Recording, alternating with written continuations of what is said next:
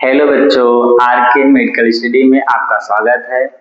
मैंने आपको previous topic में पढ़ाया था पतंजलि अश्वगंधा कैप्सूल। पतंजलि अश्वगंधा कैप्सूल क्या होता है, मैंने आपको इसके बारे में बताया था।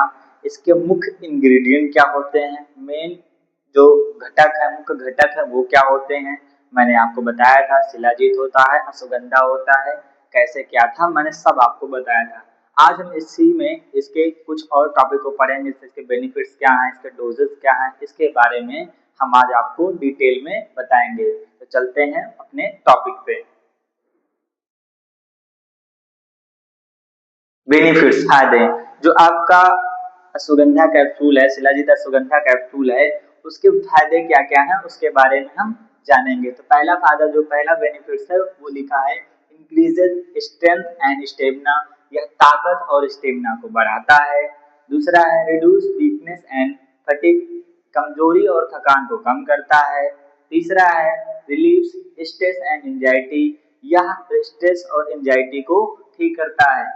चौथा है इम्प्रूव सेक्सुअल हेल्थ, या सेक्सुअल हेल्थ को भी बेहतर बनाता है। Support sperm quality and count, sperm की क्वालिटी या मेल में स्पर्म की क्वालिटी और उसके काउंट यानी कि नंबर को भी इंक्रीज करता है, बढ़ाता है।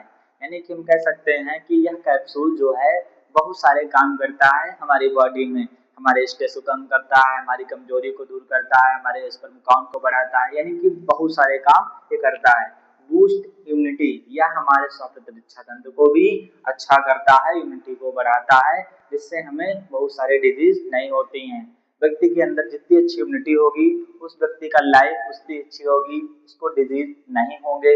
जितनी खराब आपकी इम्यूनिटी होगी उतनी ही आपको डिजीज होगी, बैक्टीरिया वायरस आपके अंदर जाएंगे और आपके अंदर डिजीज काज करेंगे।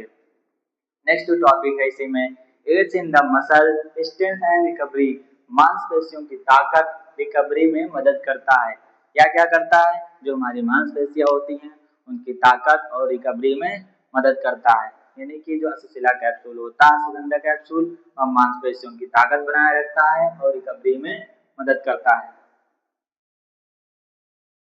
नेक्स्ट है इम्प्रूव मेंटल फोकस है एनर्जी, या मानसिक जो फोकस होता है और एनर्जी में सुधार करता है। मानसिक फोकस का मतलब क्या होता है, जब हम किसी भी चीज को पढ़ते हैं या कहीं भी अपना एक जगह दिमाग लगाते हैं तो हमारा दिमाग नहीं लगता है एक पॉइंट पे, एक चीज पे, दिमाग इधर उधर भागता रहता है, यानी कि उसको भी ठीक करता है, यानी मानसिक फोकस को बनाए रखता है और एनर्जी में सुधार करता है।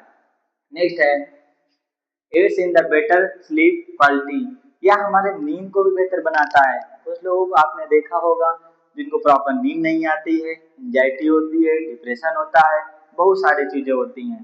तो यह हमारे नींद को भी यानी स्लीपिंग आवर को भी ठीक करता है, मेंटेन करता है, बेहतर नींद की क्वालिटी में मदद करता है। जो हमारी नींद की क्वालिटी होती है उसको अच्छा बनाता है। क्वालिटी मतलब ये होता है, कोई कई कई व्यक्ति होते हैं सोते रहते तुरंत जग जाते हैं, कई कई व्यक्ति होते हैं कि सोते रहते हैं प्रॉपर अच्छे गहरी नींद में सो जाते हैं, तो यह हमारे नींद की क्वालिटी को बेहतर करता है। जैसा कि जितनी अच्छी आपकी नींद की क्वालिटी होगी आपकी बॉडी उतनी ही अच्छी परफॉर्म करेगी डे में, ठीक है। क्या करता है, नेक्स्ट है help in the age related weakness, या एज उम्र से संबंधित वीकनेस होती है उसको ठीक करता है, उसको मेंटेन करता है और सुधार करता है। जो एज रिलेटेड होती है 10 साल, 12 साल, 15 साल, 20 साल, 50 साल, एज रिलेटेड जितनी वीकनेस आती हैं, बहुत सारी वीकनेस डिफरेंट डिफरेंट कैटेगरी की होती हैं। फिर क्या करता है, improve overall endurance, overall stamina को बेहतर बनाने में मदद करता है। यानी हम कह सकते हैं जो बॉडी की पूरी स्टेमिना होती है, पूरा स्ट्रक्चर ऑफ स्टेमिना होती है, वह पूरी तरह से इसी पे डिपेंडेंट है, यह पूरी तरह से उसको ठीक करता है, अच्छे से बनाता है, ठीक है।